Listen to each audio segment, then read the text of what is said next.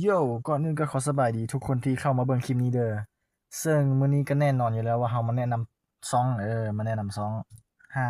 เปิดซองมาตั้งโดนหาก็มาแนะนำซองโอ้โฮซึ่งก็บ่มีหยังหลายเนาะคลิปนี้มันก็เอามาคั่นหั้นแหละเพราะว่าแบบแต่ละคลิปของข้อยมันก็ใช้เวลาโดนเนาะที่แท้บ่แม่นข้อยขี้คร้านลงคลิปข้อยเล่นเกมหลายโพดโอเคเนาะเรามาเริ่มแนะนำกันเลยเนาะเริ่มแรกข้อยสิมาแนะนำแนวทางของซองก่อนสำหรับแนวทางของซองนี่ก็สิเป็นแบบพวกเกี่ยวกับศิลปะเนาะบ่ว่าสิเป็นแอนิเมชันการแต้มรูป แล้วก็สิ่งอื่นที่เกี่ยวกับศิลปะเขาก็สิลงเนาะถึงส่วนหลายมันอาจจะเป็นการแต้มรูปเสียส่วนหลายนะแต่ก็แอนิเมชันก็น่าจะหลายก่อนติบ่โอ้โฮเจ้าของช่องยังบ่ฮู้อะคิดเอาแล้วก็สิบ่ลงหยังนอกเหนือจากนี้เด็ดขาดเลยโอเคอันนี้คือแนวทางของช่องเนาะตอนทำ Build ที่ข้อยตั้งไว้โอเคเนาะบัดนี้ก็มาที่หัวข้อที่2เนาะการลงคลิปมั่วถ้าเจ้าได้เบิ่งช่องของข้อยตั้งแต่ทำ Build เนาะเจ้าก็สิเห็นว่ามันมีช่องเล่นเกมมันบ่แม่นข้อยเคยลงคลิปเกี่ยวกับการเล่นเกมประมาณนั้นเนาะซึ่งมันบ่ได้เกี่ยวหยังกับการแต้มรูปหรือว่าศิลปะเลยเนาะประมาณนั้นเนาะซึ่งมันบ่ได้เกี่ยวข้องหยังกับพวกการแต้มรูปหรือว่าเรื่องศิลปะเลยแล้วก็ถ้าข้อยเผลอลงนี่ก็สิลบหรือว่าปิดเป็นส่วนตัวทันทีเลยถ้าข้อยรู้ตัวก่อนนะส่วนเป็นหยังบางเทื่อมันคือแบบอาจจะมีคลิปเล่นเกมหรือว่าคลิปที่บ่เกี่ยวกับข้องกับศิลปะนี่เข้ามาเนาะอันนี้ก็บอกตามตรงว่าข้อยเป็น bipolar เนาะบางเทื่อข้อยก็อยากลงคลิปนอกเหนือจากการแต้มรูปเนาะแล้วก็แอนิเมชัน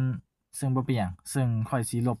ทันทีเลยถ้าข้อยแบบรู้ตัวแล้วคือบางเทื่อมันก็สิมีอารมณ์แบบเฮ้ยคอนเทนต์นี้เราบ่เคยเฮ็ดเลยเราต้องไปเฮ็ดแล้ว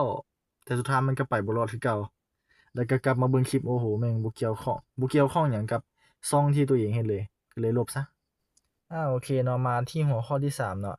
ซึ่งว่าด้วยเรื่องของคอนเทนต์ที่มันแบบบ่มีคุณภาพและเป็นคอนเทนต์ขี้เหร่เนาะ คอนเทนต์ขี้เหร่ในที่นี้บ่แม่นหมายถึงการไปเฮ็ดโตเป็นสวะสังคมนะแต่มันเป็นแบบคอนเทนต์ที่แบบมันหวังแต่ยอดวิวอย่างเดียวมันบ่สนใจคุณภาพเลยตัวอย่างที่เห็นได้ชัดเจนเนาะก็คือช็อตวิดีโอเนาะหรือว่าคลิปสั้นเนาะซึ่งข้อยก็เพียงแต่เอารูปไปแปะใส่แล้วก็ใส่เพลงเนาะซึ่งมันก็เฮ็ดให้ข้อยรู้สึกว่าโอ้โฮคุณภาพมันคือเป็นจังซี่วะแต่เฮ็ดจั่งใดได้ล่ะข้อยหวังให้ลงคลิปได้ทุกมื้อคุณภาพมันก็ต้องเป็นจังซั่นแหละ แต่ว่าคลิปนี้มันก็ใช้เวลาเพียงแต่1มื้อเท่านั้นแหละคลิปที่ข้อยกำลังเฮ็ดอยู่นี้ซึ่งมันสิมีแต่เสียงพากย์จั่งซี้แหละแต่ข้อยก็บ่รู้สึกว่ามันไร้คุณภาพเดะหรือว่าบ่มีคุณภาพหั้นแหละข้อยก็งงคือกันแล้วทุกคนนี่คิดว่าคลิปนี้มันมีคุณภาพบ่หรือบ่มีสำหรับข้อยคิดว่ามีคุณภาพในระดับหนึ่งระดับปานกลาง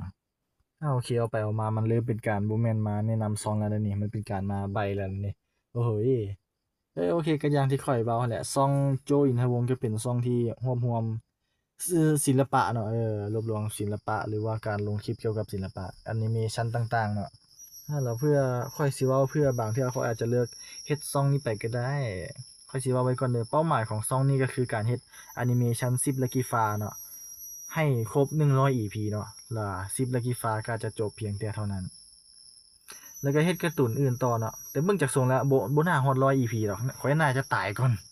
แบบตายแบบเฒ่าตายหั้นน่ะข้อยคิดว่าช่องนี้สามารถเฮ็ด10 Lucky Star ได้เพียงแต่30 EP เท่านั้นบ่ก็อาจจะเป็นเพียงแต่5 EP แต่หวังว่าข้อยคงสิพัฒนาบ่ก็ให้แบบการเฮ็ดแอนิเมชันเพียงคนเดียวของข้อยมันเฮ็ดได้ไวขึ้นเดะโอเคมันเริ่มบ่แม่นการแนะนำช่องแล้วมันเป็นมันเริ่มเป็นการใบ้แล้วโอเค โอเคมันก็โอเคเราจบคลิปที่เท่านี้ก็แล้วกันเด้อแล้วโอเคแล้วเพื่อไผสงสัยเนาะคลิปนี้เฮ็ดมาเพื่อหยังเฮ็ดมาก็บ่มีไผเบิ่งเผลอๆอาจจะเป็นยอดวิว0คนซ้ำโอเคคลิปนี้เฮ็ดมาย้อนแบบข้อยอยากฝึกเว้าหน้ากล้องเนาะถึงว่าอาจจะใช้เพียงแต่ตัวละครอวตารหรือว่ารูปในการเว้าเนาะแต่ก็บ่เป็นหยังข้อยเพียงแต่อยากมาฝึกเว้าซื่อๆข้อยแบบบิดคลิปนี้มาหลายเหลือเกินแล้ว ข้อยบิดมื้อนี้ข้อยเฮ็ดมื้อนั้นข้อยเฮ็ดสุดท้ายก็บ่ได้ลงมือเฮ็ดจักเทื่อจนมาฮอดมื้อนี้แล้วโอเคมาถึงเวลานี้คลิปของข้อยมันก็คือสิสุดแต่เท่านี้แหละพวกเจ้าเป็นจั่งใดแหน่สำหรับคลิปนี้ก็สามารถคอมเมนต์ได้หรือว่าติเตียนก็ได้สำหรับมื้อนี้ก็บ๊ายบายเด้อไว้เจอกันใหม่